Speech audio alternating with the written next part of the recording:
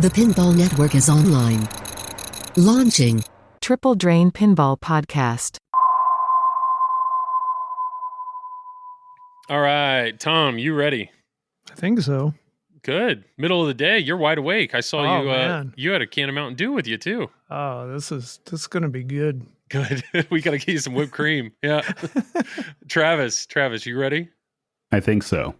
Oh, wow. So much questioning. Yeah, I'm ready. I'm excited. So here we go. We're three guys who like to talk pinball, so we came up with a clever name. We're Joel and Travis Dunn who talk pinball, and we call ourselves Triple Drain, Triple Drain, Triple Drain. We're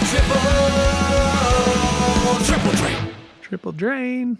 All right. Triple Drain. Well, yeah, here we are. We wanted to fit in a recording. I don't know if we're a little late with with the Scooby Doo reveal. There's just We're so just much waiting to till talk about. yeah, we're just waiting till everybody else talks about it, and then we're going to talk about it. There we go. That's there we the go. plan. Yeah.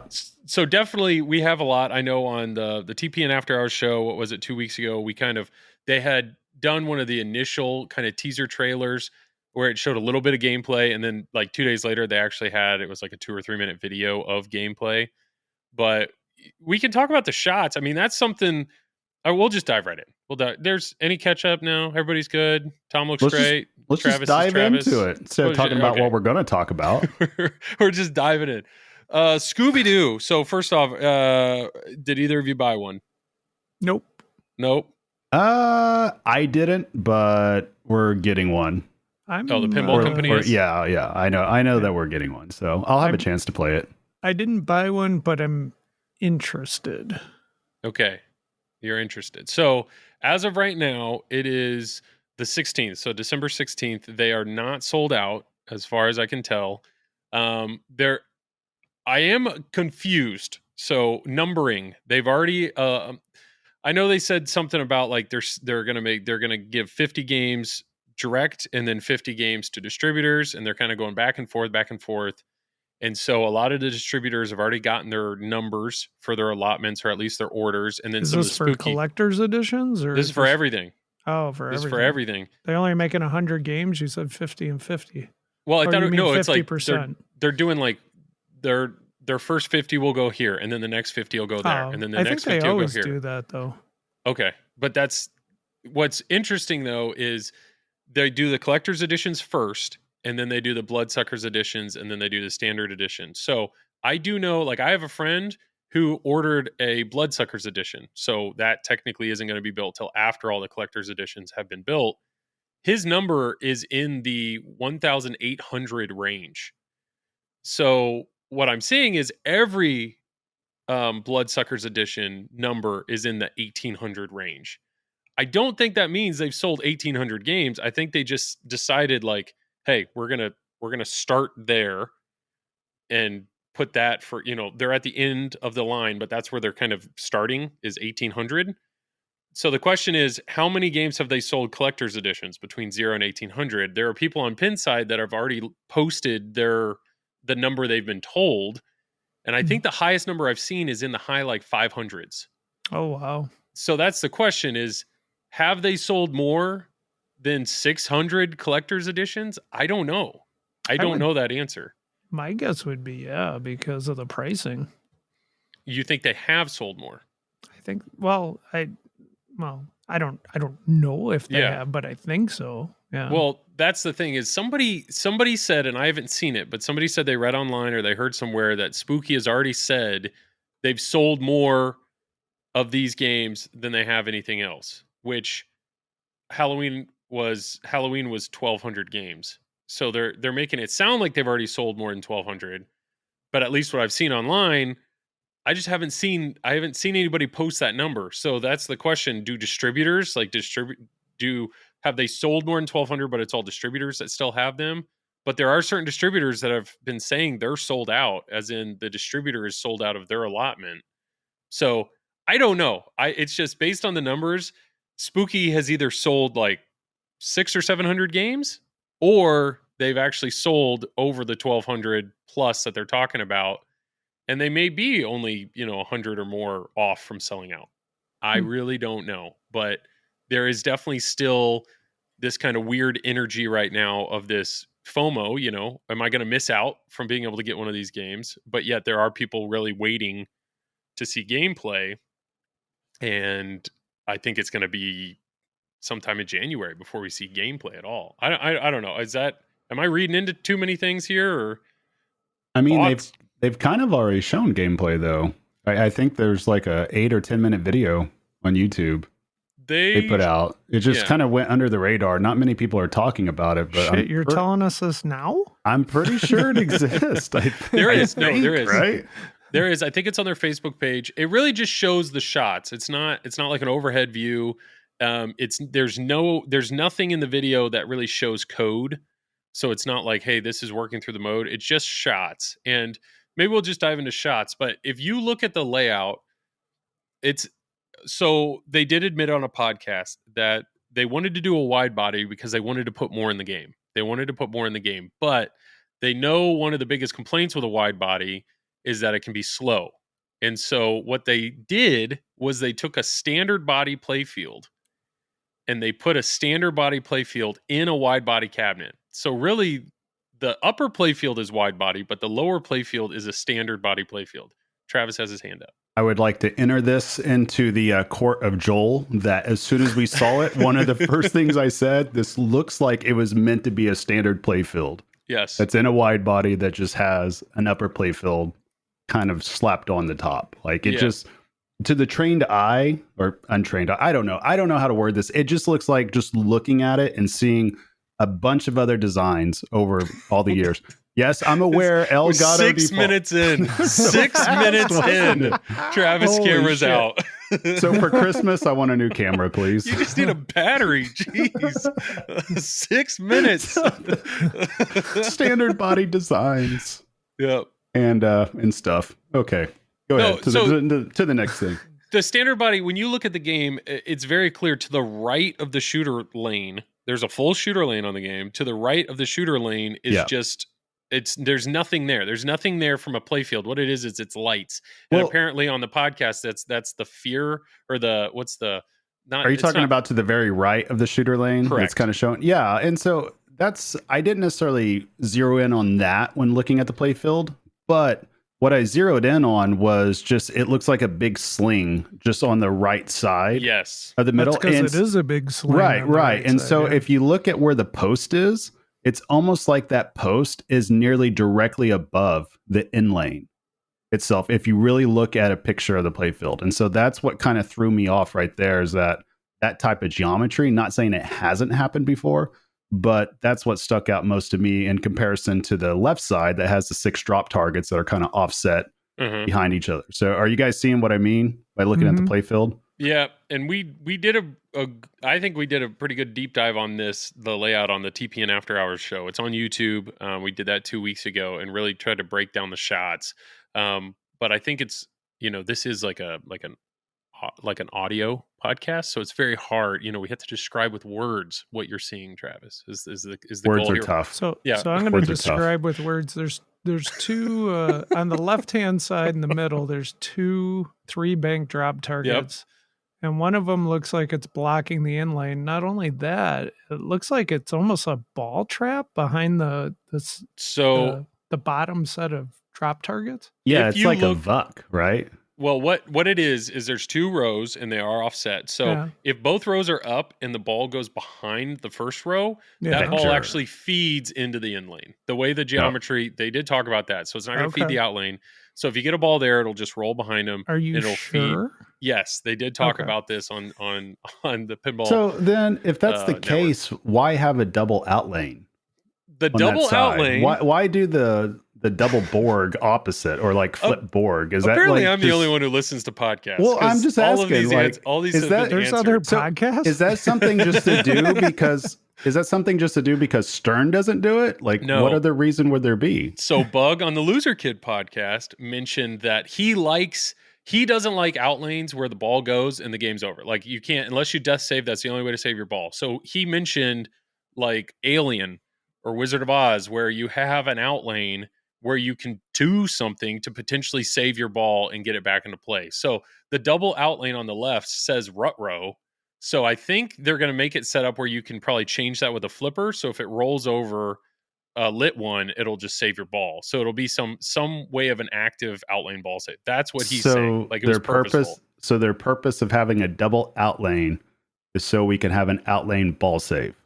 I'm just repeating what Joel's telling you. Is that how Joel's describing this here? That's what I heard. Yep. I gotta listen to this. Somehow I don't know if that's factual, Joel. That is what he said. He said he likes outlanes that give you a chance to save your ball. That's what he likes. Well, why not just do that with a single out lane then? And then you have a double in lane. Then your ball stays in play a lot more. Then that's a great question, but I'm just repeating what I heard. I can't actually give you the reason. I'm going to guess they're trying something different. Yes. Yeah, that's fair. Why do we have Joel do all this research for us if we can't verify it? I mean, my God. I hear it's like, oh, we're going to talk about spooky today. So let me make sure I've listened to the other podcasts directly out of the designer's mouths so I can be prepared. I do not want to be influenced by other podcasters. Right. And we haven't even completed the trade for me to Loser Kid. So why am I going to listen to them? Why would you go to Loser Kid when clearly you're not listening to their podcast? Because that's the podcast I'm referencing, Travis. Well, I'm just waiting. That's the point. I'm just waiting. That's all. You know. All right. So what else have I? Let me fill you in. What else have I heard from these podcasts? Bug did mention. Well, okay. So if we just kind of do a quick scan of the layout, I was about to say, is our podcast literally just going to be a recap of Loser Kid? Is that how this is going to go down? I think I just need to. That's what it sounds like. I feel like the listeners are just going to be like, okay, let me just stop here and I'll just go listen to Loser Kid now. Okay, so left to right. So yes, stay here, guys. Joel's going to talk about the playfield on the left side. And then I got to reference another podcast, Dennis Creasel with Eclectic Gamers. Oh, great. Now everybody's going to EGP. EGP is a great podcast. All right, let's just talk. Are there any other podcasts out there that have talked? No, this is it. These are I'm the sure three. Carrie Hardy's talked about it. Just, everybody go to YouTube now. Why not? So one of the things that Dennis said is he said the hardest issue with a wide body is what do you do with the lower third? What do you do with the lower third of the game? Because when the game's that wide, how do you hit any part of that with the flipper? And to be honest, I hadn't thought about that. That makes sense to me why the games that he was referencing, Alien with the double out lanes or Wizard of Oz, these are all wide body games. So they're trying to be cutesy. They're trying to do something fun in that lower area of the game. So on this particular, not fun, Joel. But they're not. Yeah, those are like two games you're naming that people don't claim are good shooters at all. So what is interesting though is still, even though it's a wide body game, it is a standard body lower play field. So on the left side, the double out lane, I agree. That's kind of I would prefer a double in lane, but we'll see what they do. Maybe it's fun with code. Then you have the two banks of drops. I don't know why, but it'll be very interesting. You got to blow through one bank to then get to the other one. Once you get behind the other one, there's a VUC there and it'll feed your left flipper. And then you get to the main shots. So from left to right, it is a horseshoe. So it's a horseshoe shot that feeds immediately back to you. Then you have a ramp with a spinner, which I like. I like spinners, but that ramp to the spinner hits a habit trail that feeds the left flipper. Then you have the other side of the horseshoe, right? That was on the left side. Then you have a big old ramp right up the middle, and the big old ramp right up the middle feeds immediately to the upper playfield. And they talked about how they understand with Ultraman and Halloween, the middle ramp had a lot of issues. So apparently they focused a lot on this middle ramp to make sure it's quick. They focused so much they put a flipper right above it. Yeah. So you're saying that, yes, the actual mechanical aspect of the flipper is right there. Yeah. So if there's any sort of air ball, you're going to drill your coil stop pretty much. Yes. That is correct. Yep. So surely they have the coil. Do they have something blocking that? They since then, because it's so visible, they've added a plastic. They didn't have that at the beginning? No, there's a picture of it. Okay. Yeah, gotcha. that they've added. So the middle ramp, then you go to the right. Now we have. I see it now. Yep. Now we have another horseshoe. We have another horseshoe. Then we have the Mystery Machine van lock, which has a spinner on it, and then we have another horseshoe. So that's 3 horseshoes. There's 4. So four. So literally, it's both sides of the horseshoe. It's like two shots feeding into each other. Yes. So that was Okay. what they're saying is There's no what- orbits. no orbits. So what they were fuck? basically saying Just is horseshoes yes, you and have ramps. You have the left Okay. ramp, which feeds the left flipper. The And right targets. main shot is what feeds the mystery machine, which could spit out into the right side of the horseshoe. Or you go up the middle. If you go up the middle, there's a kind of like a Black Knight upper play field horseshoe. So the ball Mhm. hits it and it comes back to the flipper. And then the two other areas for you to shoot up there, one feeds the right flipper, the other feeds the right apron lock. And then you also have a bash target up there with a horseshoe. So there's technically 4 horseshoes, different horseshoes in this game, which means 8 shots are just a horseshoe shot. And their logic behind that was they feel a lot of the main shots in the game just feed the flipper. So they wanted to add shots that like get the ball back at you. And their solution with that was horseshoes. So can you actually do any of these shots? Because I know the lower horseshoes I had issues with just because the ball goes out of sight. Yes. Like you can't see it. So is there any shots on there with a horseshoe or a horseshoe shot that you can actually see? Like is there any kinetic satisfaction there of actually a line of sight? The only one that basically? you can see the entire time is on the upper play field, that bash target, the underwater dude, the horseshoe that could go behind him. It's the smallest horseshoe. That's the only one. But no, the other horseshoes on the bottom of the play field, Yeah. it disappears and comes back. Now, apparently on the left side, though, the left horseshoe, there is a magnet.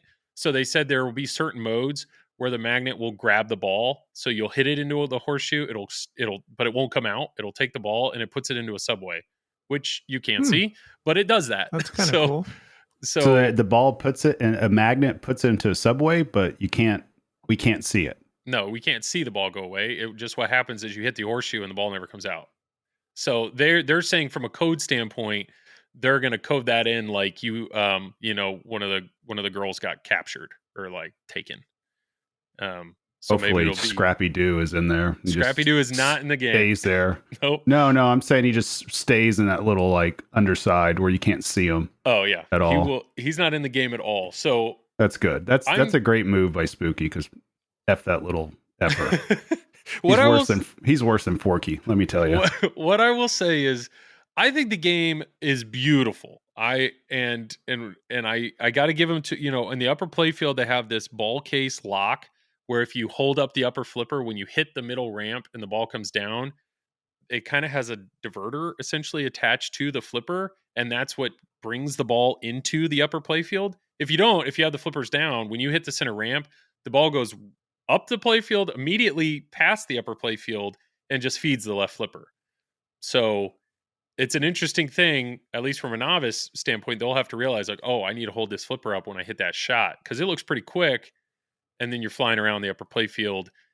To get off the upper play field, it feeds one of the ramps, which feeds you back to the upper play field or to your left flipper. So it seems like a pretty safe game shot wise. A lot of the shots end up feeding a flipper or feeding a lock, except for these horseshoe shots. And I just don't know. I mean, I'll be very curious from a kinetic satisfaction, like you're saying. If you can't see the shots, how satisfying are they? I don't know. I can't really tell.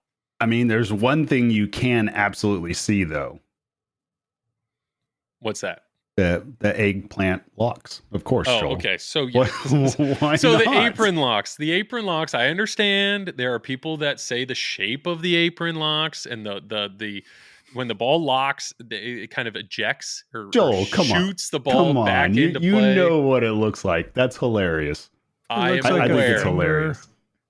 Looks like a finger. A finger, yes, a finger. Sure. A finger, yes. Some people would say it looks phallic. That's what people are upset about. That your balls are being head's held not big enough, and Joel. then being shot right into the middle of the playfield. Which to me, it's like, I get it. I don't know. If I really sat here and looked at every single pinball machine, could I find something that looks phallic? I mean, I am looking straight at Dr. No right now, and there's definitely something phallic on James Bond. So I don't know. I'm not going to hold it against him. I think it's awesome. I don't know. I just find that hilarious. Like, I'm not dogging on it. Yeah. Like, if that's like an Easter egg and that was meant to happen, like, good on you. I think that's freaking hilarious. Because it's kind of like the unintended Mickey Mouse that's on Hot Wheels. Yeah. You remember that one? Yeah. Like, I just like stuff like that. It cracks me up just seeing like just random stuff. There's another one that's actually on like an Easter egg that's on Godzilla, actually, on one of the plastics. Oh. I'll Pretty have cool. to look for this. Yeah. I'm not going to tell anybody what it is, so then that way they can look around on all their plastics. But Are you it's talking not. about the I gotta go check backside of out one my of the game. plastics? Wow, Joel, way to just Well, give not it that. away. I'm just okay. Wow. No, just okay. Just look Oh at my plastic. gosh. That's been all over YouTube. No, it's all over Pinside. Somebody's already said it. Oh yeah, you're not the first one. All these people like just giving it all away. Anyways, apron lock. So to mention the apron lock on Loser Kid, they did ask about it. They're like, "That's unique." And Bug's response was basically he made a comment about how Stern makes multiple games a year. They're very consistent at that. They make a lot of similar design choices. I think some of them are probably just very tested or a lot safer. But he basically was like, we kind of ask her, like, we want to be unique. We want to do something different. So, we've never seen a ball lock on an apron. Let's do it. We've like, why hasn't anybody put a pop bumper here? Let's do that. Speaking of which, there are no pop bumpers in this game. Isn't there a ball lock on like Blackwater 100 on the apron? Yes. I believe so. Oh, Yeah, okay. it's not the first time there's been ball locks on an apron, but the collector's it is unique edition to today. of No, it's cool. GNR, the coffin lock is in the apron. Okay, never mind. It's not unique to today. But it's in it. It's not on top having of it, purple right? fingers on the apron is unique to today. It is. I mean, it is a unique mech. It is. I have not seen anything exactly like that. I'm a fan of physical ball locks. Apparently, the Mr. Machine van can lock, I think, like 5 balls in it, and then they'll all come out at one time, as in the gang is all coming out of the van ready to start something.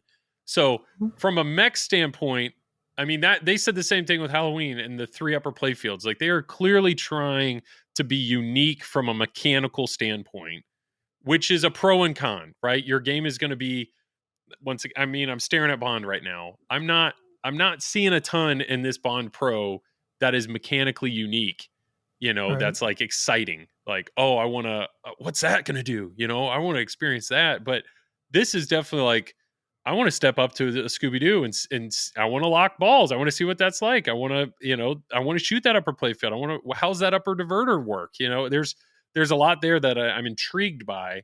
And as long as the layout is designed as well as they say it is, and as long as the mechs hold up, great. But I was super excited to play the butt pretzel on Halloween, and the center ramp rejected me every time, and I could never experience it. So I don't know. Thoughts on the mechs that you're seeing? Or I mean, Tom, you said you haven't bought one, Nope. but yet you're intrigued. Or Well, now that you said stuff, I don't know.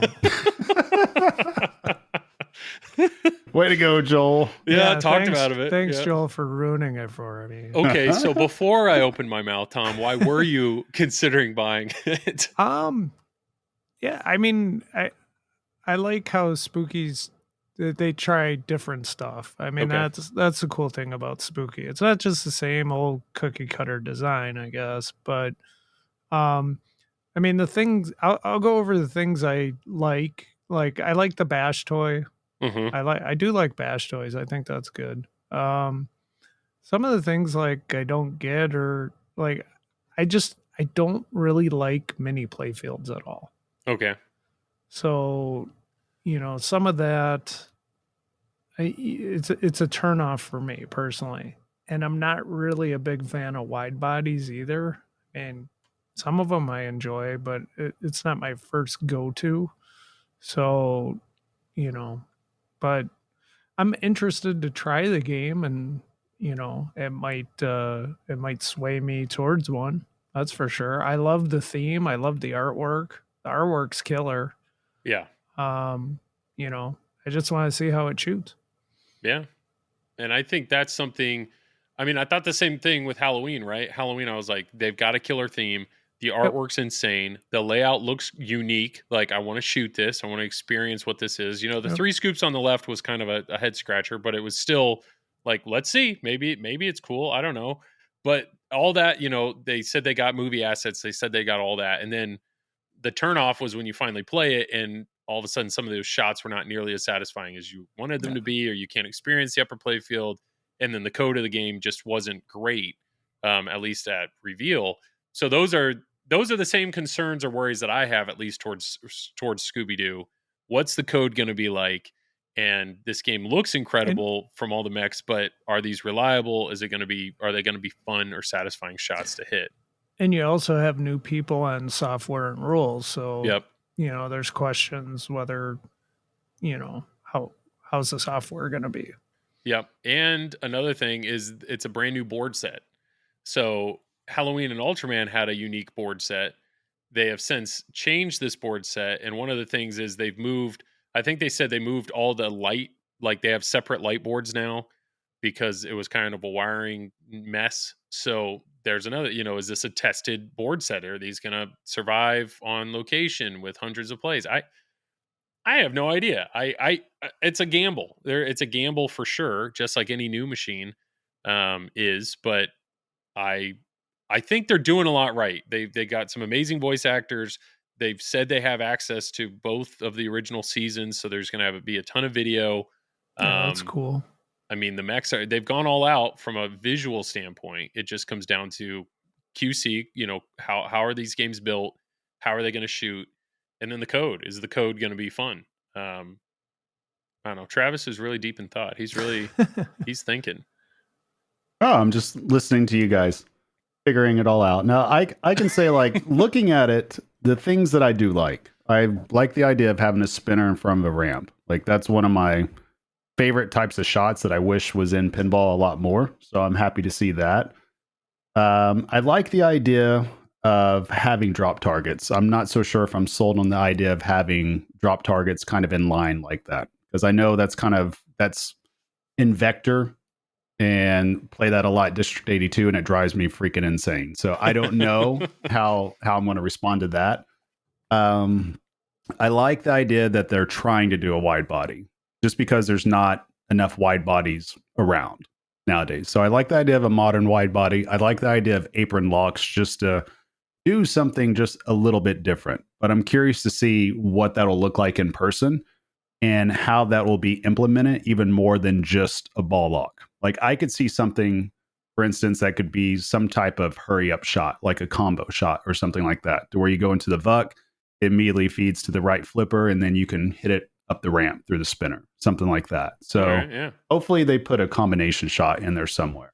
Well, what feeds the right apron lock is the shot from the upper playfield. And my initial thought was there would have to be some sort of diverter or drop target or something that would keep you from potentially feeding that apron lock when you weren't ready. And the answer is no, there is nothing. So that thing, if you're going to lock it when the ball's not ready to lock, it just puts it there and then immediately spits it out. So it'll be interesting how they use that from a code standpoint. And apparently it's designed in a way where you could actually lock two balls in that area.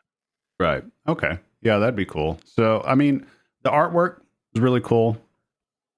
And then I think I like the idea of, just based off where the inserts are, kind of where this potentially could go from a code and rule standpoint. Just kind of where you're making progress on each individual shot, to where obviously they've got several different multi-balls that are available there with the Scooby Snack inserts and stuff like that. It's obvious that there's a bunch of villains that you got to go against. And it appears, if they have characters on the inserts, that I guess you could collect characters in a sense. So you could even have like team up power-ups or something like that to bring into mode. So, I mean, there's a lot to play with here. They've talked, I think it's, if there's 7 villains, it's like each villain has its own mode. And then each character, all 5 of the main characters have their own mode. And I think there's each character has a unique shot. So you can see there's like 3 different inserts of that character. So I'm assuming hitting that shot 3 times, that my guess would be you'd qualify, and then you can get into that mode. So it definitely, and I like that. I think visually this may be easier to understand what to do or where you're going.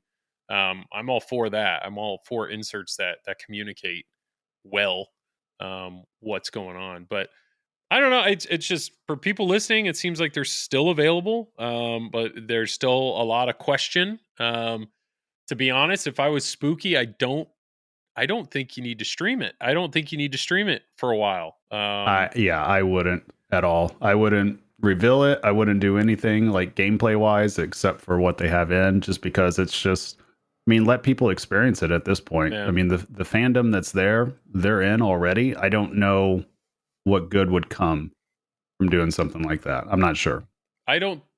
Well, it could. I mean, if they streamed it and it looks like, oh man, that game shoots incredible and look how fast it is. And, people's worry with the wide body. You keep saying wide body, and I understand it's in a wide body cabinet, but the main playfield is a standard body game. Like, I think it's going to shoot like a standard body game. Look at the right side. I mean, there is a good 1.5 inches of just lights on the right side. And what that is, that's the bravery gauge or something. Like, as you're hitting more shots, that's the braver. It just lights up more and more on the right side, and then Scooby Doo will pop up out of the barrel when he's brave. And so, I don't know, maybe you'll get honestly, 2 times scoring or something. That's probably the biggest thing bothering me about this playfield design, though. It seems like one of the things I told you guys at the very beginning when I saw it, it almost felt like they're sacrificing a lot of the first level design just to make sure that they get an upper playfield on there. Yeah, just because you see a lot of balls that are disappearing that you can't see. Like, it seems like every single major shot there, you're never going to see the ball actually come back to you.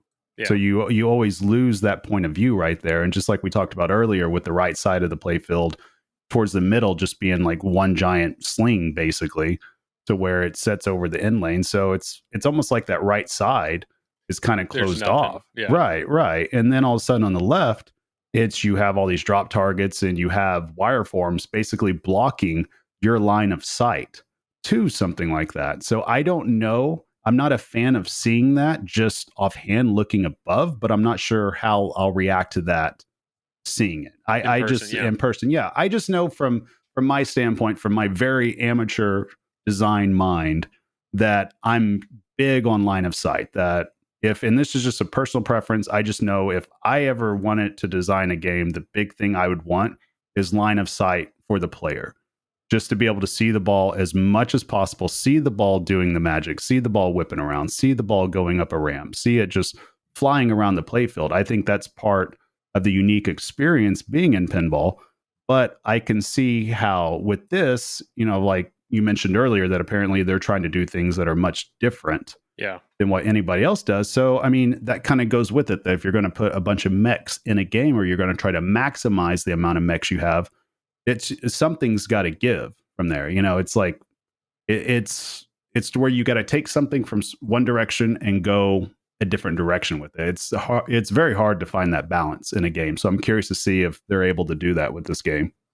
Totally. Do you think this is miles ahead of Halloween, or is it too early to say? I think offhand, I would say easily. It's an upgrade. I mean, luckily they just did one scoop at the bottom, it appears. So, I mean, it's like I said, one of the things too with it is I think over time, the more that Bug, is that right? Is that the name? I'm getting it right? More that he does designs and gets that experience, I think we'll see designs start to get better more and more. Because I mean, obviously you only get better at something by doing it over and over and over again, getting feedback, applying said feedback, and you just keep turning away. I look at this and I think it's better than Halloween, but I mean, I'm not going to go on a limb and say it's like an A tier design, but what I do see is improvement, which is a good thing. So maybe in 3 to 5 years, we could see Spooky bring out an A tier design. They might get to that. And now obviously they've got their style of doing something and people are responding to that. Otherwise they wouldn't be able to sell games. So they're doing something right at the end of the day. Yeah, I definitely have a few comments. I mean, the one thing they're definitely doing really right is licensing. They are continuing to crush it with great licenses and investing in good art. I mean, the best way to get somebody turned on by a game is make that initial impression when you see the game looks beautiful or amazing. So they're crushing it there. Two, it's Spooky Luke. So Bug and Luke designed these games. So I want to make sure Luke is getting credit. Bug said that during the Loser Kid podcast that Luke is really good at just knocking out these white woods. So I think he has a big part in layout. But 3, you had mentioned, you want to be able to see the ball. And what the thing that popped in my head was if that left horseshoe is using a magnet, magnets are incredible, right? We all love magnets. If it's using a magnet to pull the ball basically out of its path and then drop it into a subway, that's absolutely something you would love to see. I mean, that's what That people would be love. awesome. Yeah. That's would what be people awesome. love about Addams Family, right? To see that hand come out and take Yeah. the ball, so it's just like, that's cool. That's cool if that's built in there, but it's definitely something you want to see. And it also makes me think of like Hobbit. Hobbit has at the very top of the orbit, there's a magnet, and there's certain times where if you hit the orbit, the magnet will turn on and it'll stop the ball right up there and then drop it down into a lock. And the way that they designed the ramps and everything, like you can see it do that. So I agree. You actually bring up a really good point that if they're going to include some of these cool mechs, like you don't want to hide it. You don't want to hide the fun here. The game just looks like it has competing ideas with itself. If you look at the first level and then you look at the second level. And so what I would personally like to see in the future, I would love it if Spooky would just stick with a 1-level pin.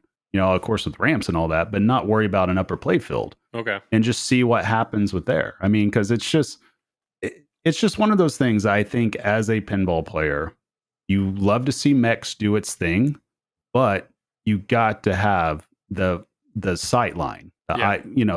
So that in itself right there, I think that's just a big deal. I mean, even the ramp. So I look at the ramp with the spinner, badass shot, right? But then after you hit it, ball's gone, right? You lose line of sight. It's a 180. It comes pretty much right at you. Right. So you got to track it down real quick, right? One of the main shots on Led Zeppelin that a lot of people enjoyed was that right ramp. That's also like a quick 180. Yep. Like you see the ball actually do it. So something like that, if I could see a ramp that has that 180 and I actually see the ball doing it with a spinner right there, to me, that would be a fantastic shot that you would get a lot of mileage out of a shot like that, especially on location where you have somebody just tracking a ball the entire time. So, I mean, this just kind of goes back to like Game of Thrones, right? Just to use this as an example. Obviously, this is kind of like Alice Cooper, like with the way that the upper playfield is, but like Game of Thrones, most people tend to enjoy the pro better than the premium. Yeah. In the pro, you see everything. You see where the ball's going. You get that sense of flow and everything. And I feel like that this pin very much wants to be a flow-based pin, right? And then it just kind of stops itself with the upper playfield. Kind of like a camera. Like kind of like a camera, yes. Like a nice. You want it to stay on and consistent. I would just be very curious if that playfield, right, the upper playfield, if it wasn't there, like how the game would just shoot. Oh, I mean, seeing the ball fly around, I'd be very curious. The problem is, so they asked on Loser Kid, they asked Bug, "What's your favorite shot in the game?" And he said the bash target. The way that the bash target on the upper playfield reacts and moves is he finds that incredibly satisfying. Plus there's 2 magnets. There's 2 magnets in front of that. But sure, if they would have ditched the whole upper playfield and had 1 or 2 of their shots just feed, if that would have been in the back corner or something, kind of like Baby Yoda on Mando or something, like they could have, but I think they just look at it as maybe they're just taking feedback that they hear from like Stern, where it's like, that game's barren. That game doesn't have any new mechs. That game doesn't this, that game doesn't that. And so they're just like, okay, what are we going to hold ourselves? We need 2 or 3 unique mechs per game. We need to have sculpts, and we're going to throw an upper playfield in there with another flipper. Like, I don't. Oh yeah, no, it's definitely clear that the priority is it's sculpts and it's mechs. Yeah. It's obvious that that's the priority, and the only way that you make a pin make it appear like it has more is by adding an upper playfield element to it. Yeah. Because when you start changing levels like that, it definitely gives the appearance that there's more, because obviously there is more, because the ball has to do something different. I would just love to see a manufacturer take a chance. And if you're going to do an upper playfield, try to figure out some way that we can still visually see that ball going to the upper playfield. You mean like Black Knight? I was just going to say that. Just Stern's Black Knight sort of rage? But just the problem failed the test, Travis. No. But the problem is, I'm talking about like it visually goes there and does something immediately and doesn't just like plop down. You know what I mean? So well, like, what about JJP Pirates? Moving ship. You see that ball the whole time. and that's why it's very popular. That's why Yep. it makes $25,000-$30,000 on a sale now. Yeah. I mean, people respond to that. Now, granted, something like that, it wasn't like, I mean, we'll go off in the weeds if we start talking about this, but granted, that game, it wasn't as popular when it first came out, and then Yeah. it grew in popularity. So the way that the consumer and the way that the average pinball player thinks about these games now and sees this, that's one of the biggest things of feedback that we get from brand new people in the industry, or they're buying a game, that they want to see the ball do something cool. And that doesn't necessarily mean a mech interacting with it. It could be simply just seeing the ball change levels and then see the ball do something. So I mean, that's pretty big.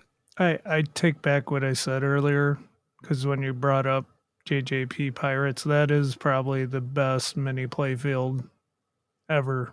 Yeah. And that's Well, probably and it the doesn't- only and it- one I like. It has And everything. it doesn't take up much real estate either. No, not Yeah. at all. At all. Like, Eric figured it out. And that's the Yeah. thing. It's like, you see that, right? The writing's on the wall. The elements are there in which everybody can see, okay, here's what's here. Here's what people enjoy. How do we replicate that idea? So I think that that's moving forward. That would be pretty big. So if Spooky is going to keep, on this train with upper playfields, maybe figure that out. Maybe open it up a little bit that way. Yeah, good point. I mean, I think we can all agree, though, what we've seen so far is definitely an improvement. I think they're heading in the right direction. This game definitely looks more promising or exciting. I know I want to play it. I think it's definitely an improvement. Definitely an improvement on what they've done before. I will say a side story real quick about Spooky, and a big pat on the back to them. I went to Pincinnati. Shout out to Chuck Wirt and the show that he put on in Cincinnati. I went there and perfect. Thank you, Tom. This is where Spooky actually revealed that they had the Scooby Doo license, which was pretty neat. Well, I went there, played a bunch of games, including Bond, and right next to Spooky's booth, they had an Ultraman and they had a Halloween. So I was like, all right, these are Spooky's games. I'm going to walk up to them. I'm going to play them. And both of them immediately center ramp rejects. Never got to the butt pretzel. I was like, this is game number 4 that I've played and still sucks. And I didn't talk to the guys at the time because I didn't really have anything good to say to them. And I was also worried maybe this is me being, I don't know. You thought you were on their hit list. Exactly. I'm like, I don't know if they know who I am. I don't know if they've ever heard me or seen me or what, but obviously I'm not singing their praises. And I felt bad. So I made a comment to Chuck Wirt and I was like, dude, I'm still struggling with Halloween. I went over there, I played it, Reject City. He goes, well, we have this hospitality room back here. There's a local collector. He's a competitive player that has a Halloween that he really loves. And he's fine-tuned it. Like, he's really tweaked it. The gameplay's great. Go play that one. I said, all right. So I went back into this room by myself, was able to play the game. It was great. The ball actually made it to the upper play field. I could actually combo shots. I actually experienced the butt pretzel. I could hear the game. I was playing modes. So I get it. I've received countless messages and emails of people like, you've just got to play one at somebody's house. You've got to play one that's dialed in. You've got to play one that's like really like, it's a totally different experience. Well, no, duh. Of course it's a totally different experience when you can experience the game versus being rejected when the you whole can time. Experience the butt pretzel. Yes, in your own privacy. If you're gonna have Totally 3 different game. play fields, let me actually experience the play fields. Like that was what frustrated me so much. So I'm starting to get it. I'm starting to get the appeal of that game. With that said, it still didn't I'm not rushing out to buy one. It was one of those like, okay, I get it. If people do have positive things to say about this game in their collection, I can understand why now. So fast forward, I actually went and talked to the Spooky guys. Okay. And the reason I talked to them is because I saw they had playfields behind them. And they had a TNA playfield behind them. And I said, hey, are you selling playfields? They said, yep, we are. And the deal is I have an original TNA and mine has pooling. It was one of the originals that has like pooling and chipping. So when I got it, I didn't buy it firsthand. I bought it from somebody else. I reached out to Spooky. This was years ago. And I said, what would it cost for a new playfield? They quoted me $400. I was like, I'm fine with the chipping. Well, now that they're doing the remake, I reached out again. Hey, what's it cost for just a blank playfield? Mine's one of the original runs. It has $3 shipping. million. They said $500. $500 plus shipping and tax. So it was going to be like $600. So I'm like, no. So when I actually saw the playfields there, I was like, you selling playfields? They go, yep, $250. I was like, that sounds great. They said, now this one, it does have these 2 little scratches in the upper corner, but I'm like, that's totally fine. Doesn't matter. So as they're handing me the playfield, I was like, yeah, I have an original run TNA. It has pooling on it. I reached out. I basically said, I got a quote, blah, blah, blah. Spooky Luke looks up at me. He goes, you have one of the original TNAs? I said, yep. He goes, and it has pooling? He goes, yep. He goes, take it. He gave me the playfield for free. He gave it to me for free. And he's just like, I'm sorry that you had to ever ask for quotes. We should have fixed this years ago. Like, take it. Enjoy the playfield. So props Tom, to Spooky. They Props bought to his Spooky. praise with free merch. No, We figured it out. Why Yeah. does Joel get Yeah. everything for free? Yeah, I thought Yeah. you told us there's no shilling this week. Now this what whole I'm story saying- came full circle. Now we Hey. know. So Yeah. what I Do bought we a just shirt. I crap bought a on shirt from everything him. and everybody hates us, Travis? Yeah, I bought a shirt from him because I was like, I gotta buy something. So I bought a shirt, but I was just appreciative, and that's one thing that I've heard. I think everybody said that, right? Like Spooky will do. They will make things right. They do stand behind their that's stuff. badass of them to do They something are- like that. Yeah, that was cool. Like that is one thing. If you're considering buying this game, it is a company that does care. They will support their product. But we can't promise that. I mean, they can't fix shots if the shots aren't fun. Maybe code will never get to a state that maybe a Stern game will or JJP. But with that said, they still care. They're still working on it. It's just, is that a gamble you want to take? So I Hey, don't. the bottom line is, if anybody out there wants to take that gamble, just get Joel on the case, because apparently he's like the fixer. Anything pinball, he'll get you done. So quick. I ended up, I sparked a Good Pearl conversation, Jam song. and I was just like, thanks a bunch. And they're like, and I went to shake their hand, and Bug, he goes for the fist bump. So we had an awkward, he was a fist bump, I was a handshake. Neither of us were breaking. So what were we, it was just kind of it was a thing. It was odd. But they asked who I was. So I'm like, okay, apparently they don't know who I am. So I introduced myself, and then I told them, I said, to be honest, guys, We need that playfield back. yeah. You're Joel? Back. No. I was like, to be honest, guys, every time I've played a Halloween, I've struggled with this center ramp. And they were like, yeah, we've had some feedback. Our initial runs, we didn't have that issue. But as the thing went on, we started to hear this. So we're going to create adjustments with the diverter so people can mess with that, because normally it's the diverter that's slightly off. And they said they're working on it.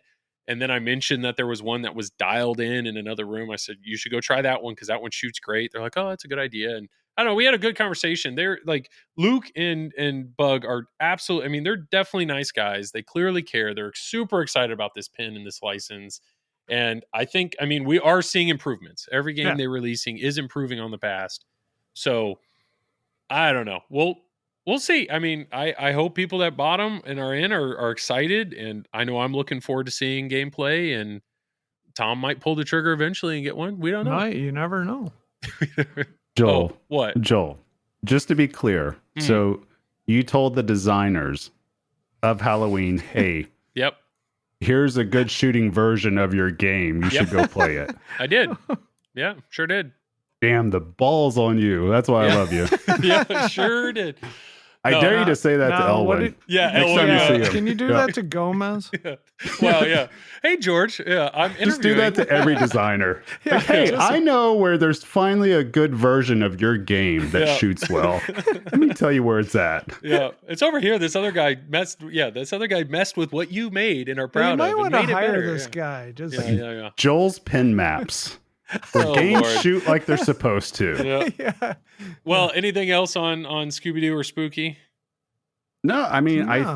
I think overall it's all interesting. We could definitely go down a rabbit hole talking about like the marketing of it, the pricing of it. I mean, to me, it's obvious that they definitely want to push their top end model as much as possible. When you look at the artwork and you look at the Everything you pricing get. itself, yeah, you look at the pricing, then you look at how they point out, well, this is the top tier model that's under $10,000. So it's like definitely designed to get you emotionally involved to want to go after that. And there's nothing wrong with that. I mean, that's part of sales and marketing. So good on them. So, I mean, it's an interesting thing overall. I think if anything, what Spooky proves more than anything is that if you have a good theme and you can manufacture games, you're going to find success at some level. You're going to find that success. Yeah. And so I think if I'm with any other company outside of Stern, I'm looking at this and I'm like, okay, That's just all it is. It's just a cadence. Just saying, here's what our theme is. We're getting it out. We're going to put X amount of games out. And then you're known to manufacture it in time. That'll get going. I mean, that's just the way it is. I mean, and that's great for them because they continuously capture just a theme at its top. Like that, the hype stays there for it. And that's why they're able to sell what they sell. And plus, I mean, obviously they've done a great job over the past decade building up a fan base too. I mean, I would probably say Spooky fans are probably the most like rabid pinball fans of any other manufacturer around. They're like loyal. Soccer. Yeah, very much, which is a great thing. Football Europeans. which is a great thing, So I mean, I think that's where we've seen, them be able to do what they've done with Scooby and them be able to still sell the game like they've sold it. I mean, a game doesn't have to sell out day one for it to be a success. No. Well, and they're also smart because, I mean, they lock people in. They get the pre-order money, so people are kind of committed. They're going to stay through that game. So even though it may take them over a year to actually get a game, they're not worried about jumping to the next one or this or that. They're just kind of like, okay, they're on for the ride. The big thing is that they have the credibility that they're going to get that game to the end user, and that's huge. That is huge in pinball, and they've been successful every step of the way doing something like that. For sure. Well, we'll pivot then. We'll pivot to the other new game, essentially, that I finally had a chance to play. We talked about it last time, but Bond, I know. I like Afternoon Tom. Afternoon Tom is pumped. He's ready to go. Let's go. Let's go. Yeah.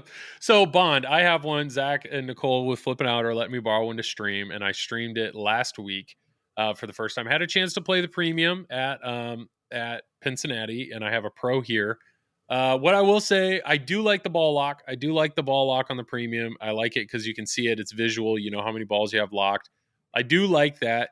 The diverter to lock the balls is different. It does get in the way a little bit, but it's fine. I like that. I would still say the physical ball lock is a positive overall.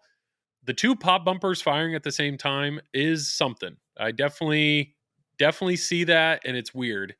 And then the Bond on a wand was pretty lackluster. Now that may improve. That may totally improve. But for what's coded in there right now is pretty blah. And then on the left side with the underwater scene, at least I'm kind of a taller guy. From the angle that I see it, I barely see the models. Like I barely see them. And when the light isn't on, that plexi that's over there just looks like a gray blob. So it's almost like the artwork on a pro is more appealing. So I don't know. Overall, I still think the pro. I agree with you, Travis. I think the pro is the way to go. Now this is unique. Travis turned off his camera on purpose. I don't know why, but you're so strange. What? Why'd you just turn it off? Because that way you can't make fun of me for it going off. I did it on my own volition. So there you go. Oh, to avoid it going off. Setting it. Because it has a setting to where if I don't set a timer on it, that's why. Yeah. You don't have to let me like messing around with my camera on an audio podcast, like interrupt your thought. We had a shout out to Dan Costa. He wants us to make a triple drain black shirt that says Elgato no signal. But anyways, so Bond, I streamed it the other night. I don't know. It's weird. Pinball to me, the first night I stream it, I always learn, you have an initial response to it. And I'd say, kinetically, the left orbit shot's my favorite. It comes back to what Travis is saying about seeing it. That's such a long shot. You see the ball, you're ripping a spinner, you see it all the way up the left orbit or up the ramp, fast, too. down, that's what's fun. Squiggles around. Like it's a fun shot. I think that's pretty cool. The scoop, the under the car scoop, the Q scoop, I like that scoop. I don't know exactly how but it kind of gobbles the ball up. I really like when you want to hit it. It seems I'm not getting rejections from it. I do like that scoop. So I would say those two shots are pretty kinetically satisfying. The center ramp from the left flipper is hard. It's a hard shot to hit. I actually hit the kind of upper loop shot way more. And then the whole left eject thing with the underwater scene, it's weird. It's to hit that shot purposely. It just seems odd. It seems like kind of a clunky thing, and you just hope the ball falls in. But you had mentioned it before. The ball just kind of falls in. The ball just falls in all the time. Yeah. On the left. And there's one thing that's frustrating about that side right now is that you have to get a ball in there in order to light your locks for the left orbit. Yep. So you have to hit that, which is interesting. So what he's saying is to qualify the jetpack multi-ball, which is 3 shots to the left orbit, the first thing you have to do is you have to get the ball in that underwater scoop. Then you can qualify locks. I wouldn't so much as call it interesting as I'd call it infuriating right now. Yep. It's like, because like you said, there's the shot itself.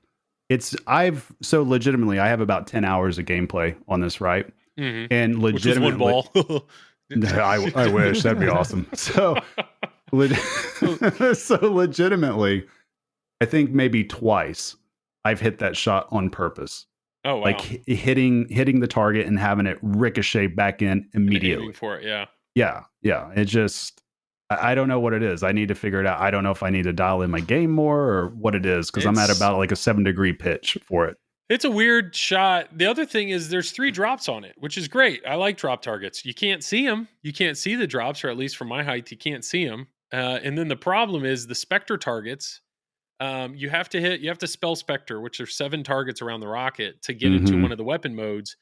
George Gomez has said on a podcast, they understand. They've already coded in like 4 weapon modes, but nobody's seeing them because it's so hard to hit those targets. It is such a grind to get there, because you have to hit. So I dug into that, and there's no options in the menu as of right now. I'm sure it'll show up, but there's no options to change what the difficulty is in order to light that mode. So you automatically have to hit 7 stand-up targets up there by the rocket. Specific targets. Right.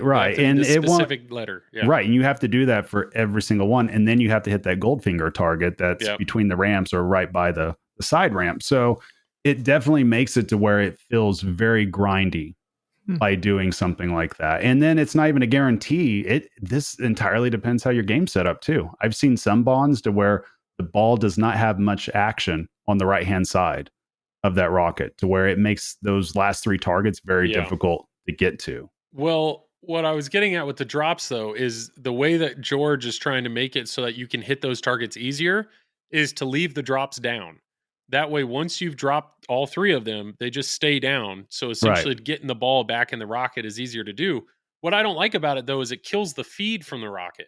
If you hit the rocket from the left side, like the open area, instead of it rolling behind drop targets and gently feeding out the left side of the game like it's supposed to, and then feed the upper flipper, it doesn't. It just falls right out where the drops are. So it's a weird shot. Once those drops are down, that ball just kind of goes back there. You hope it hits what it needs to hit, and then it just dribbles back out the front. So because there's no way for you to skillfully hit any of those shots. It's just tossing it up and hoping that it does something. Now, if that space rocket would have been manual, if you had like a second button to hit that would have moved it, that would have been pretty cool. But I don't know. We are.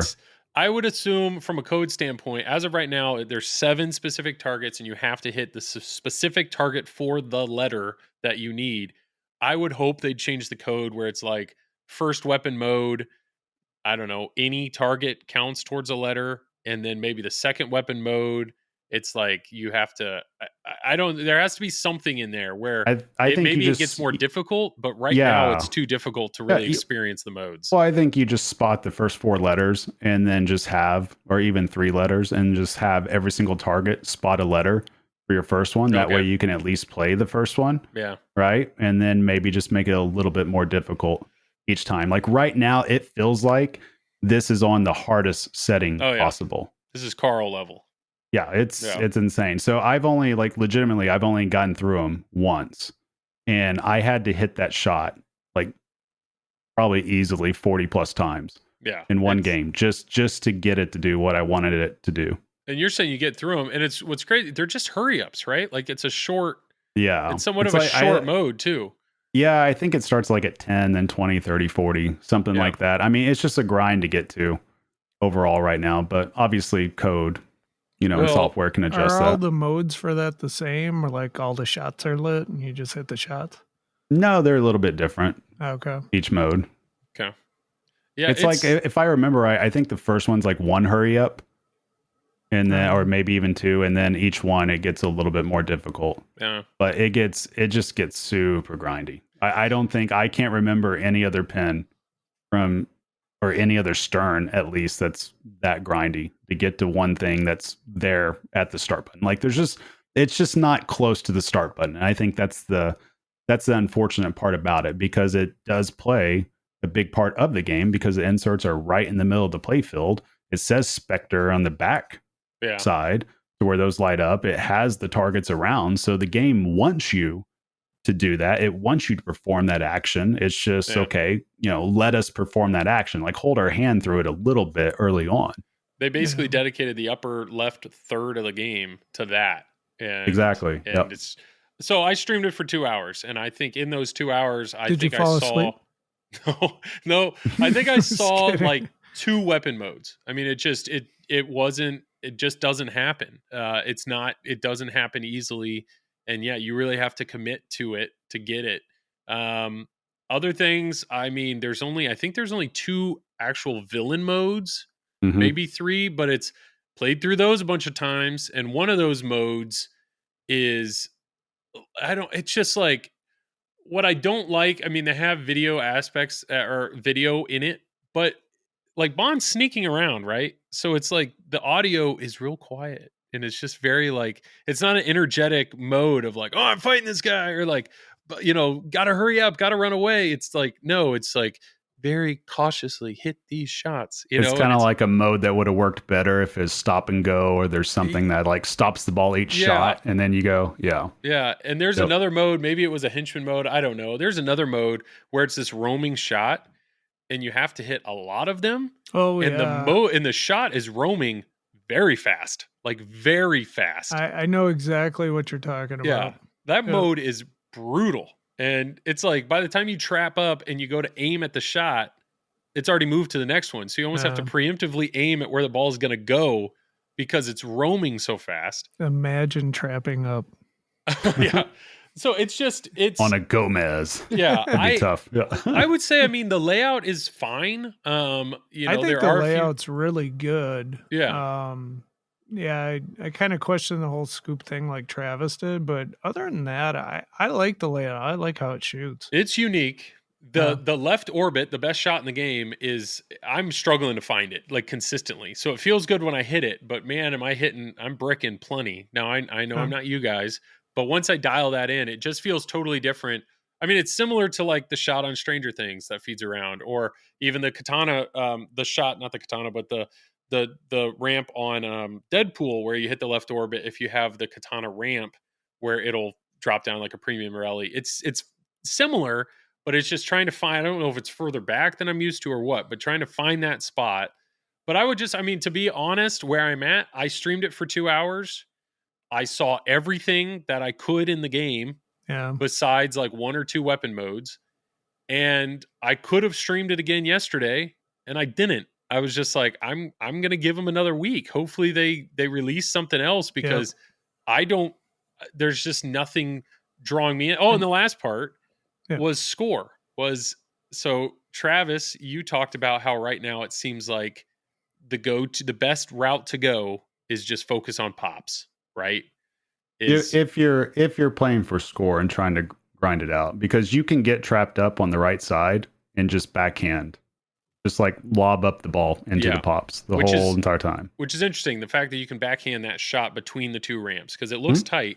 Now on mine, if you have to hit it clean, if you hit it, if it rattles, that ball is going to roll back down. You better be ready to save it.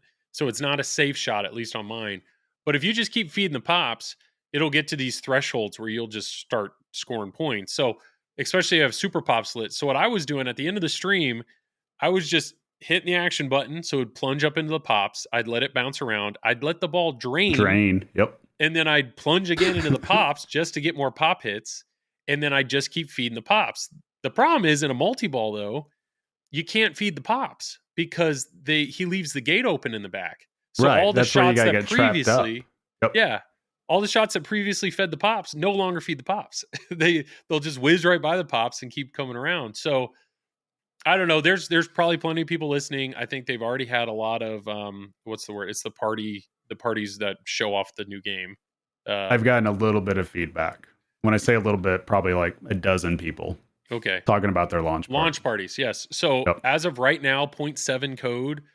I mean, what are you telling people to do? What do you encourage them to? I would tell them multi-ball all day. Yeah. So legitimately, I had easily over 12 people contact me, and the vast majority of them said that they had success just doing multi-ball and pops the whole entire time. They ignored everything else. Ignore the modes, ignore everything. Yeah. Yeah. I mean, you can still do them, I mean, because the bottom line is what I would do as it is right now, I would probably still start like one of like a Q or start, the villain or whatever, because you can still put it into pops. And then, if you all of a sudden start silverback flipping out of nowhere because you're trying to get under control, then you're going to hit some other shots and get some other points in general. But yeah, the big thing is that if you can play under control and you can grind out some points, it's just getting trapped up, get the ball over to the right flipper, backhand up into the pops.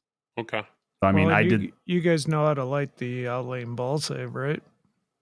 Yeah, you hit the tank, the dragon tank a bunch.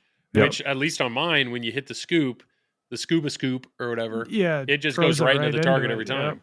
Yep. See, some of them go into the target, some of them go back into the pops. If you have one that goes into the pops, my. Yeah, you're in. Yep. So I feel bad. Shout out to Joe Hills. He's one of our Patreon supporters. He watched my stream, and that's what I was doing. So he was at a tournament. I would feel bad for him too. He was in a tournament, and he tried the pops all day strategy, and apparently he lost to a guy. There is a skill shot, which if you hold the left flipper down and the ball goes around, you have like roughly 5 switch hits to hit the Q, the scoop under the car, and I think it's like 10 million. I think is what you said, but it's decent points. So if you do that every ball, that's a solid. I mean, it's just one shot. You can go for it while your ball save's still on. It is on ball 1, because by ball 2 and ball 3, you usually I don't think that they meant for this to happen, but I think you have to get to the super pops or whatever it is first. But then the 20 million pops thing is available off the plunge, and the switches reset back to like 20 or 25.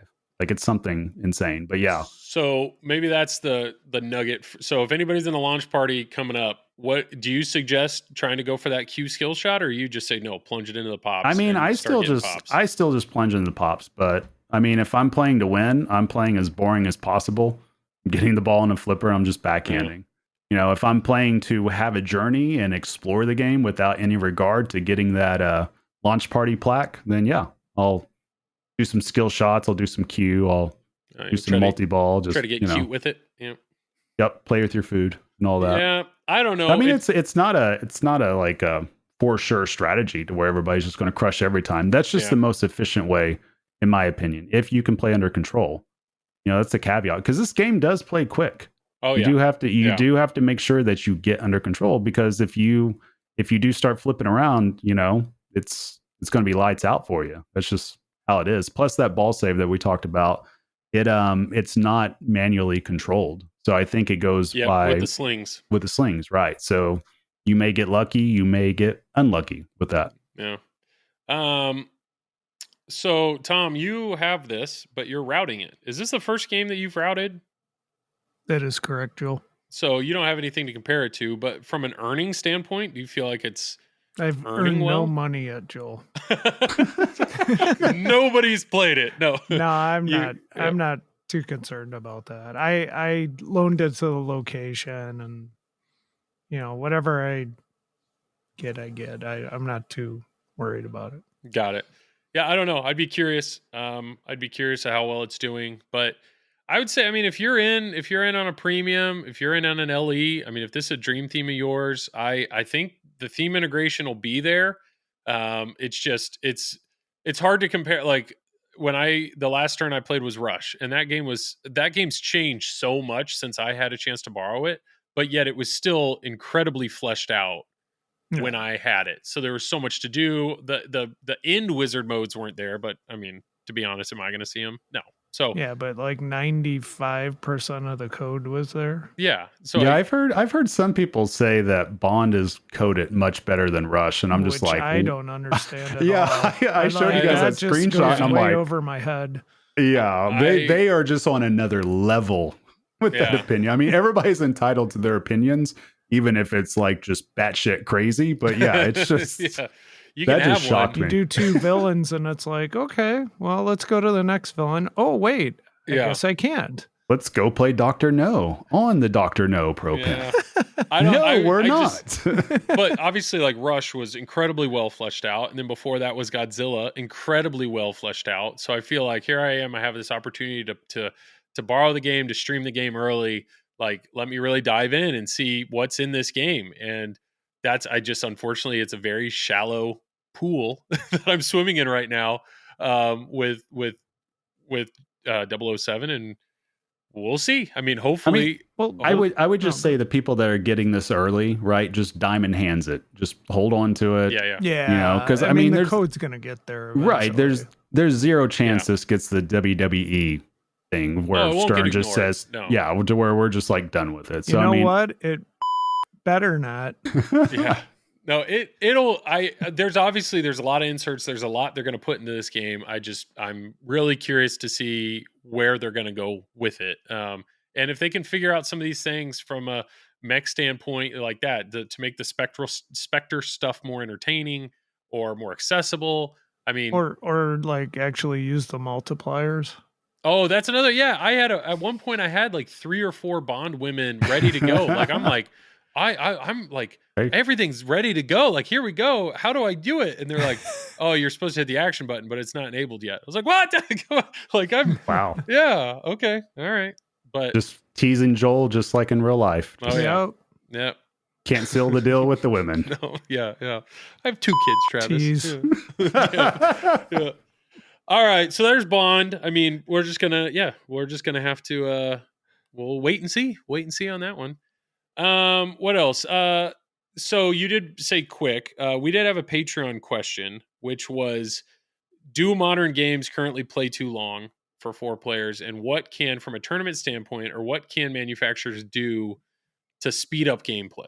And I know, I mean, when I'm down here playing by myself, I don't want the game to be 2 minutes. I want it to be a long game. I want to see games, but how do you tweak that? I mean, you two are the tournament players. What are your we're Tom. I mean, here we go. We could take the Josh Sharp approach, turn off all the ball saves on, at the beginning of the game, all the multi-balls, open up the out lanes, take posts out or rubbers off.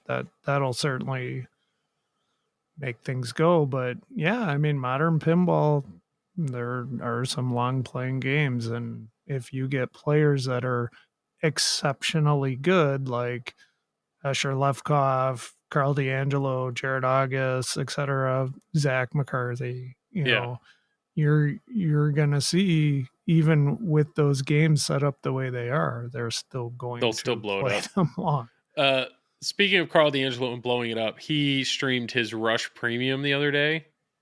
And what was it? He had a mode that he scored 12 million on the billion points. 12 billion. Billion points. He probably should have had 100 billion points on that game too. Yeah, it's Carl, man. Jeez. All right. So, no, I mean, that's the answer. You got to make it hard, right? Though. Yeah, that's the easiest way to do it. I mean, the thing is, pinball's in a weird spot with that too. It's because if you get these modern games and you have all these assets and everything, you want the player to be able to experience it too. Especially if you're going on location, you're dropping $1 coin drop or something like that. The last thing you want somebody to do is just play like bastardize the game. Right. Yeah. And we know of some locations out there that do that. And, I mean, that's their right. Don't go to those locations. Yeah. I mean, it's not fun for a lot of people. I mean, even like I can even tell you personally, I would not want to go to a location continuously unless it was like $20 all you could play. I wouldn't want to do coin drop on, if but standard pin. Like, there's just no way I would want to do that if it's like set up so difficult that I just feel like I'm just throwing money away. Yeah, no, it makes sense. And also increase the sling sensitivity. Oh, just make everything faster and more brutal. Yeah. I think that's the way to go. But it's weird. I mean, I don't think you want a game by default to just be brutal because, then you just killed all, the majority of the people that play the game. But yeah, tournament ready pins is a different story. That's I get that if you're going to do that. I wish what people would do, and I've tested this out a little bit on my own. I actually enjoy the games a lot more like this. That if the game is just thoroughly brutalized, that you actually make the modes be on easy or something easier, to where you do have a chance to experience the game and get some progression through it. But the game's going to play tough, so it doesn't feel like you're just on pins and needles chopping wood the entire time to do the same thing that you would have done on a default pin. So you're something. saying make it physically harder, but make the software easier. That way you could still, that way you have, you can still see Terror of Mechagodzilla or something like that, but you have lightning flippers in the game. That's how I set up some of my pins here at home to practice on. Like I purposely do that so that way I could practice on a difficult setup, but I can still actually play the game. Yeah. And I can still see stuff, and I can still have fun that way. So I think I've always wondered why people don't opt to do that, because you always see if somebody makes a game extra hard, like something else is getting made very difficult on it. So then the whole game becomes just trying to set something up and hope you cash in. Yeah, I've definitely, I mean, when I had Rush, I set it on easy. So, I'm with you. That was how, we set our games up the same way, software wise. Of course. Yeah. Well, cool. Another great way that I know of to make a game a lot harder is you take away all lighting, right? In the area, you turn the lights off, or you put a big old light directly above the game and you have that light on, right? I mean, this is a killer transition, I can tell. I mean, why are we talking about lights on or off, Joel? Lights on or off. This is a touchy subject. Yeah, I have been brought into this. I was unaware of this, but apparently at District 82, something recently, at some point in time, the tournament, somebody turned the lights on, or like all the lights on in the building or all the lights off, and that made some people really happy, and it really pissed other people off. I'd be curious. Tom, explain to me what's going on. So the lights have always been off at District 82. The overhead lights. The overhead lights. Okay. But typically, like if you go to a tournament or big tournament, usually the lights are on unless it's in like a bar setting. Okay. Or at District 82. What's that? Or at District 82. District 82. District 82, right. Yep. So, so there was a lot of discussion even prior to this last weekend. Basically, some of the players were like, man, I really hate the lights being off. I'm not a big fan of it, to be honest. I like playing with the lights on. Okay. But of course, you also have to deal with glare from lights and things like that. Now, Eric, being the person that he is, wants to try to please everybody.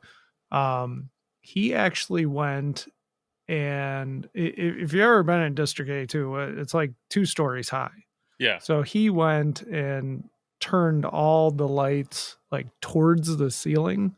Okay.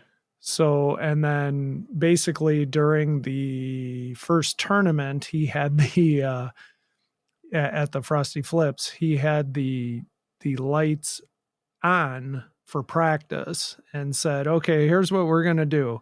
We're going to do the first 2 rounds with the lights on, and we're going to turn off the lights for rounds 3 and 4. And then we're going to kind of basically vote on it. Yeah. And,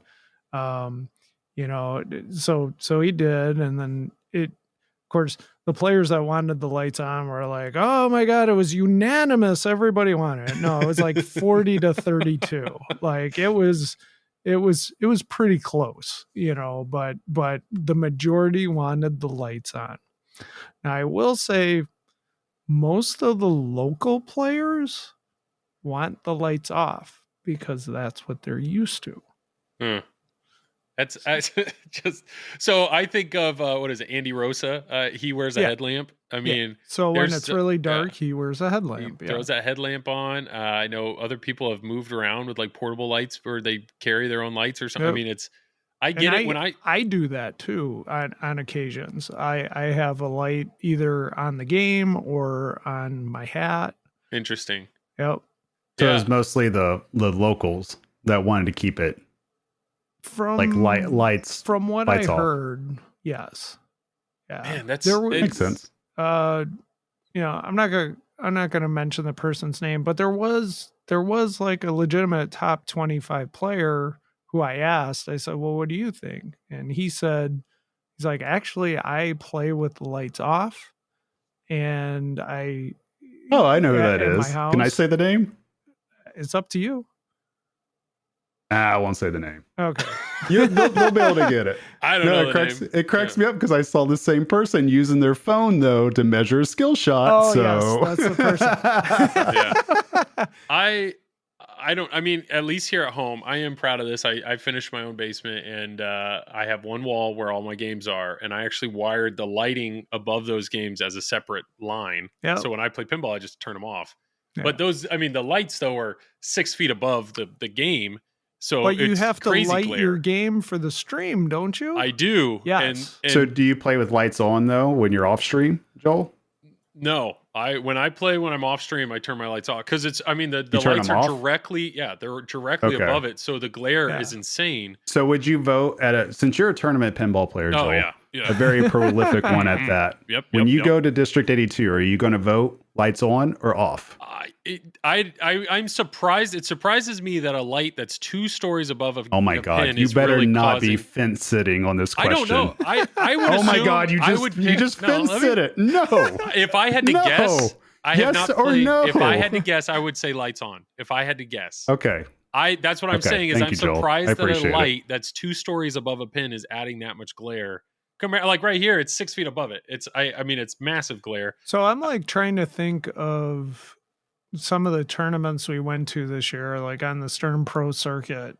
Like, I don't remember any of them having the lights off. I don't know. I know No, Carl on The his. only time we ran into that was Free Play Florida last year, where somebody hit the lights and they went off. Oh. Yeah. While Well, you were playing Deadpool. Yeah. Thank Yeah, God I but- got a comp ball. But I did at Free Play Florida, there was a can light directly above roller games, and that was really throwing me off. Like it was literally in my eyes, and it was bugging the crap out of me. Now Well- could I have worn sunglasses? Sure, might have helped. Yeah. I don't know, but The pin shades. Pin I do. shades. I mean, from a streaming standpoint, yeah, I flood the games with light just to make it better for streaming. But the way you set up the lights are off, off axis, and you're trying to avoid glare. And then I have the anti-reflective glass that I move between games when I Yeah. stream. So it's Wow. trying to find that balance is a challenge. And I know Carl on his rig, like he has like an umbrella essentially that he moves around. So if there's Yeah, an but- overhead light, you can block it. But you're talking maybe just like Eric one should single start game. a Patreon Yeah, it's one to game. get Yeah. like 110 Five, yeah. sheets of Invisiglass. $200 something a sheet. Yeah, Yeah, that would be. yeah. I get it. That is not. That doesn't. There's no way that he could swap out every No. game. I mean, that's what I would vote for. I'd vote for the lights to stay on, Yeah, personally. me I mean, too. it's just to me, it's like I want to be able to see the ball. Like we talked about that already in this podcast, but especially during competition, like I want to see the ball. And then if the GI is going nuts, it's like, Yeah. good luck seeing anything. But like that. speaking of Like seeing that. See anything, anything? Yeah, cameras out. Cameras out. but I'll speak for Eric as the owner, and I totally get his stance. He's put up these play fields and back glasses that are backlit. He wants to show that off. That's kind of like the ambiance of the place. Okay. So, it does look really cool with all the lights off, and you see those back glasses all lit up. No, it does. As a facility, I Yeah. think it's awesome whenever you do something like that. Like on a Friday night, Tuesday night, $5 volley. I think that's all good. And I think even like if there's a local tournament, something like that, I just feel like if you're dealing with a national or even in his case, a world level type event to where you have all these competitive players flying in, you have a lot of money on the line. I think making the conditions to where it provides the best competitive atmosphere at that pinball machine, I think that's probably should take priority, at least in my mind. That's Yeah. what I would think. But again, it's totally up to anybody. I mean, anybody can run their tournaments how they want to run it. And obviously, the flip side of this is all of us knuckleheads have still shown up there even without the lights being on this whole True. time. So, It just, to me, it sounds like Eric needs to have some District 82 branded headlamps, and just There you go. turn We it talked off. about Yeah. that. $85 at the front desk. Turn it off, and if you think it's too dark in here, then figure out. I get it. It's weird though. It's to see. I've seen some of the memes and stuff posted, and to see your voting. I mean, for it to be so split 50-50, it is an interesting thing. But I think it just means people care. Yeah. I mean, that's the main thing. Yeah. People are involved. People are actively thinking about this, and they're actively thinking about, okay, how can I have more fun doing this? sure, How can I be more competitive? So, I mean, it's not a bad thing. But lights need to stay on. That's my final. And if you disagree, then If you disagree, Write we're going to Travis keep at voting the, yes. Triple Yeah, drain. triple drain at gmail.com. gmail.com. I'll tell you right now, if you ever want to get a hold of Travis, don't reach out to any of our stuff because he doesn't read anything. Patreon we'll is get me. It to him. Yeah. We'll get it. Patreon is me. I read those and share with the guys. Gmail is Tom and I. Facebook is I don't know what you do, Travis. He shows up. That's what he does. He shows up with I just chill. a camera that turns off every 30 minutes and he's present. He's got kids. Yeah. Well, I know we're running low on time. So like I said, we're recording this in the middle of the day on Friday. We're trying something new here.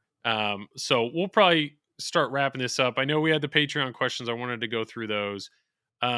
Here's a real quick question on Facebook. How do you get ready for a long tournament weekend? I'm guessing you rest up and wear comfy shoes. Do you guys have any other advice for One that? train of thought. Yep. What's the question? How do you get ready for long tournament weekends? Rest. Lots of rest. Yeah. I mean, that's the bottom line. Honestly, I've learned this the hard way, and I learned this at Expo and at Super Series last year, that you have to take care of your body or it's going to reject what you're doing because you're standing up all day, you're being physical with the machine, your hands are going to hurt, forearms are going to hurt, feet are going to hurt, knees are going to hurt. That's just the reality of it. So, I mean, I know it took me a solid 3 or 4 weeks to finally feel like I was back to normal after Expo. Oh, wow. Like because it was just, the games were so long, so intense, moving the machine, elbows hurt, wrists hurt. I mean, arthritis, the whole 9 yards. I mean, that's just how it is. I wish we could all be 18, 21 years old and our body's not broken down yet. So, Joel, do you have a special guest? I don't know. My daughter, apparently, this is what you get when you record in the middle of the day. She was yelling something down. Should we talk about the Whopper changes real quick? Yeah, go for it. So basically, the Whopper system's changing a little bit in the sense that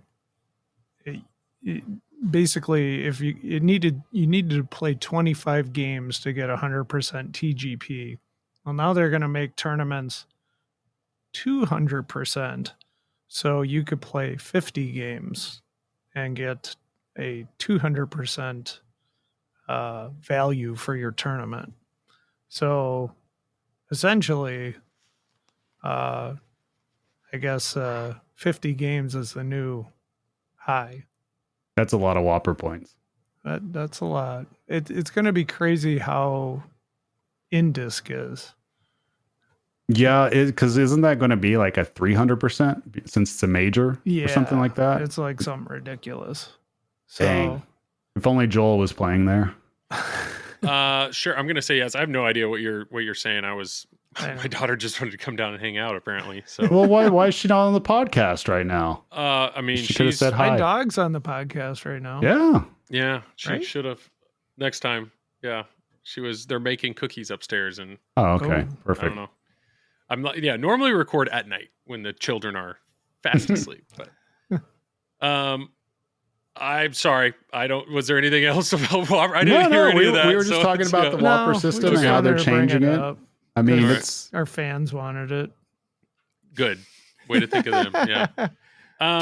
Joel doesn't care, you guys. I don't no. know. I have nothing to contribute. That's Joel's one thing. ratired from tournament pinball already. I will Like, gladly. I would his love to play third to another last one. place Yeah. finish was like just good enough. That was just I would the love pantheon. to play in another one, but it's obvious. It's just Whoppers. The idea of I'm so far from. I wouldn't even worry about that though. Just Play for fun. Oh, Play for the this friends, is an hang out. exciting time in the IFPA world, Joel.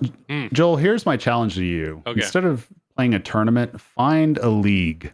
I know. Find a local league. I know. Like you don't have to go every single time. Just like go a couple times. Hang out. Show so off not the beard. every time, but some other times. Well, But not every league, you don't have to be there every day or every Oh. week. Okay. You can drop like your worst two, or in your case, like every week. I But, know, you right? know. I just why even submit a score, right? You know.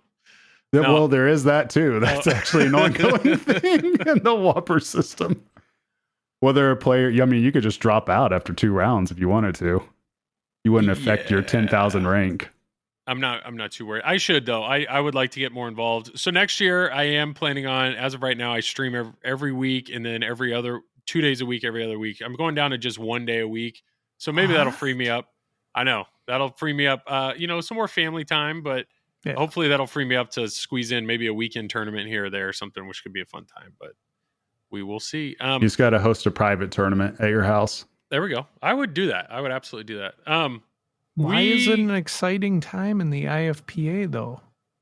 Oh, that was it. You're prompting me with that. Yes. I needed to. Yeah. Okay. Here, Yeah. Tom. I'm so curious. Why is it so? What am I missing? What are you so excited about? This is when people decide which states are going to play That's right. for So the state championship.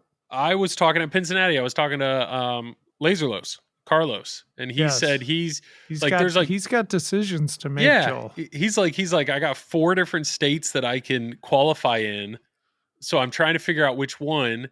But he's like one of the he's basically trying to figure it out based on almost like money. So even if I don't qualify in this, I'd make more money versus qualifying here and blah, blah, blah. And it's like, that's, I don't know. I mean, that sounds like quite a problem to have. Like, which state do I want to win at? I don't know. It's pretty crazy for Wisconsin. There's a $10,000 prize pool. Wow. Yeah. Where does that money come from? From the players, us. from tournaments. Your $1 entry fee. Oh, so because you guys have had so many tournaments, Yep. it's just wow. Okay. So I'm assuming Carl, Mr. California, could technically qualify in Wisconsin if you wanted to. Let's take a look. Let me look. We should have just brought on people here so they could declare for a state on our podcast. I'm assuming if you heard, Carl is 32nd in Wisconsin. So here's the crazy thing. Like Escher being the number 1 player in Wisconsin and the world has 1,114 Whopper points in Wisconsin. And only second to Neil, who has 950. Wow. So who's all qualified for Wisconsin? So you want me to read through the list? Hell yeah. I want to hear these names. Number All right, one. thanks for Crazy listening, this is. guys. I hope you enjoyed the podcast. Just go ahead. Number 1, Escher Lefkoff. Number 2, Neil Graf. Number 3, David DeLuga. Number 4, Carlos De La Sarda. Number 5, Jason Werdrick. Number 6, Raymond Davidson. Number 7, Josh Sharp. Number 8, Cassidy Milanowski. Number 9, Stephen Bowden. Number 10, Luke Nahorniak. Number 11, yours truly, Tom Graf. Oh. Number 12, Eric Thorne. Number 13, Alberto Santana. Number 14, Jason Zoller. Number 15, Andy Bagwell. Number 16, Jared August. Number 17, Eric Rentmeester. Number 18, Colin McAlpine. Number 19, Drew Geigel.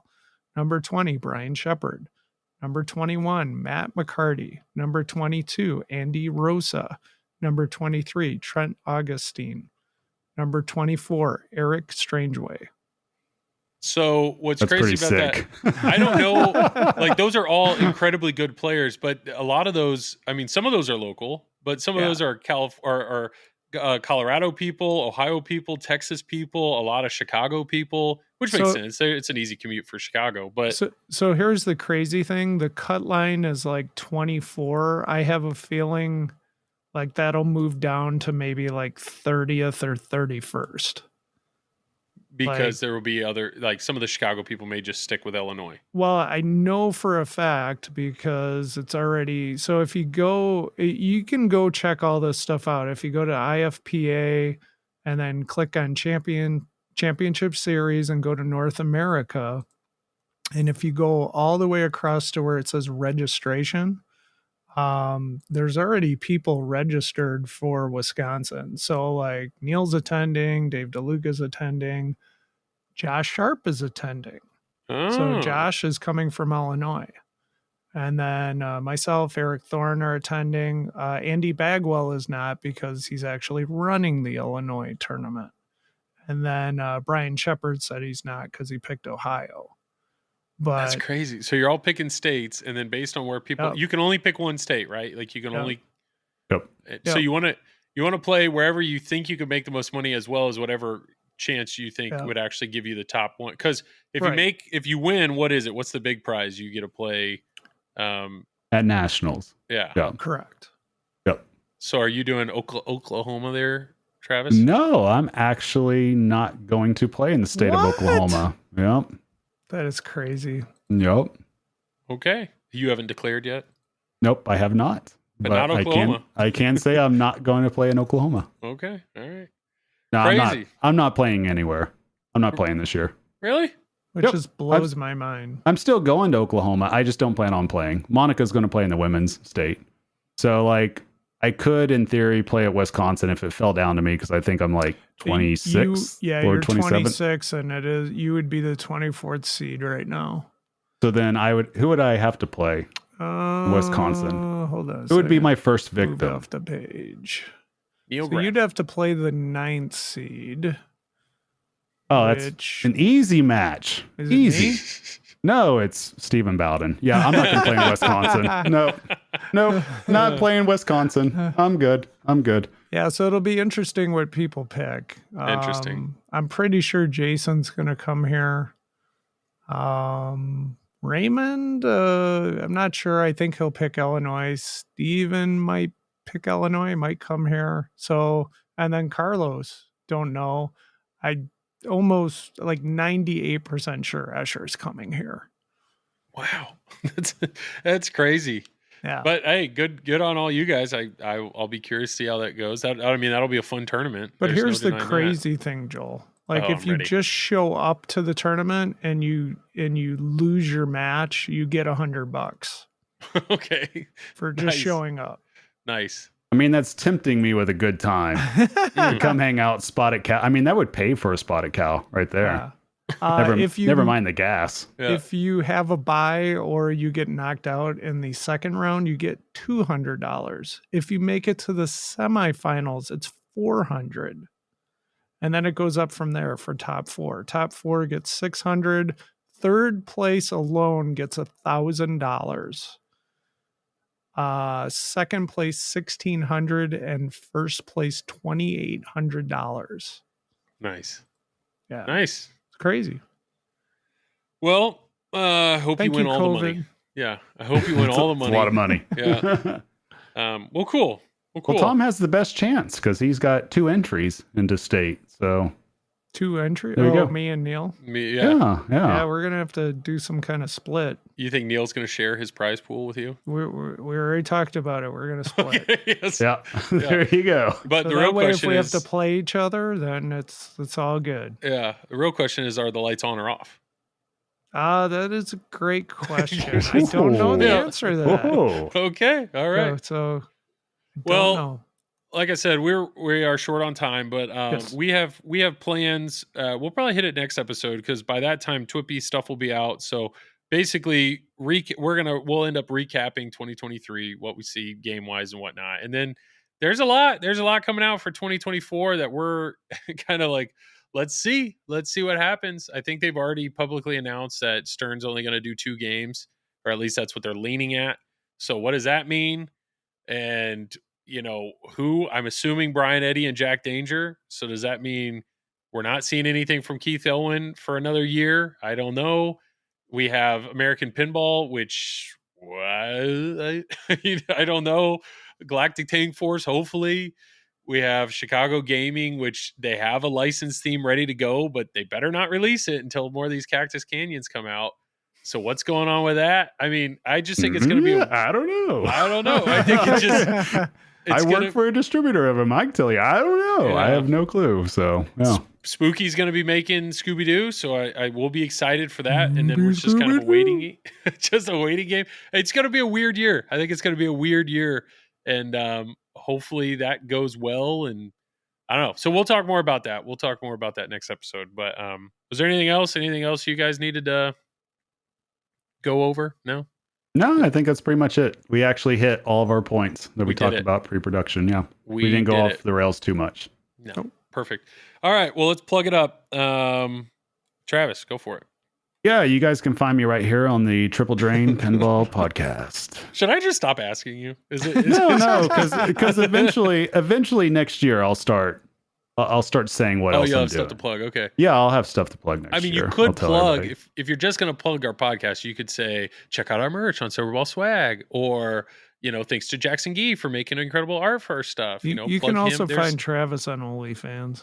Oh, yeah. Don't waste your money. There you go. All that stuff. Yeah, all that stuff. His Good. camera goes out even more on that. Let me tell you. Hey, it's okay. $20. It comes right back on, Joel. The good parts. Yep. Tom, go for it. I stream on Fox Cities Pinball on Twitch and YouTube. So if you would, please check it out. I'm desperate. There we go. Okay. And then, I'm Joel. I do obviously this, and then I stream on the Pinball Network every Wednesday, 10 to midnight. Check out the TP and After Hour shows. Those are a lot of fun discussions. Those are on YouTube. And then I stream for Flipping Out every other Thursday. Definitely making some changes next year. I'm going to continue to stream for Flipping Out, but I think we're going to go just YouTube, only YouTube streaming. So we're going to try that, see what that's going to be like. So sorry, Twitch. We're going to try YouTube out. And then fun fact, I'm actually interviewing George Gomez for Just Another Pinball podcast next week.